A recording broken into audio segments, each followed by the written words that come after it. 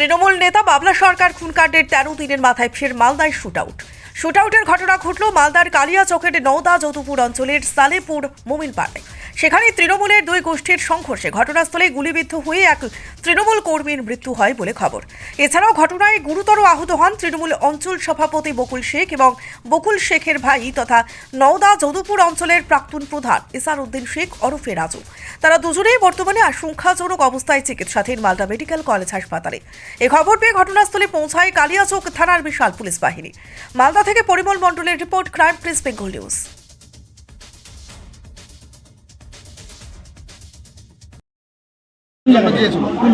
ওটা সালেপুর মমিনপাড়া।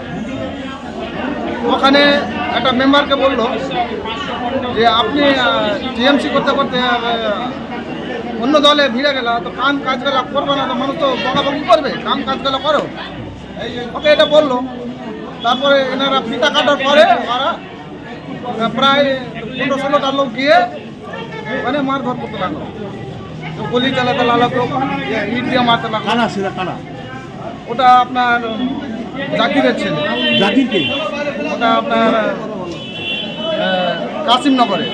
কি করে ওটা মস্তানি পার, মানে কোনো দল করে জাকির? হ্যাঁ, না ওই এখন কোনো দলে নাই, কিন্তু কি ওই দল ভাঙার জন্য। তারপরে কি হলো? তারপরে তো মারামারি করতে করতে আমরা এনাকে নিয়ে আসলাম।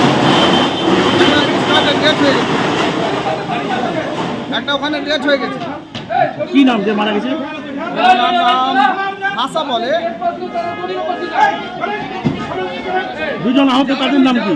ওদের নাম একটা বকুল শেখ, একটা ইসার উদ্দিন শেখ, অর্থাৎ রাজু। কিভাবে আহত হয়েছে? কোথায় গুলি লেগেছে? ওখানে মারপিট করেছে, ওরা মেরেছে, গুলি বারুদ করেছে।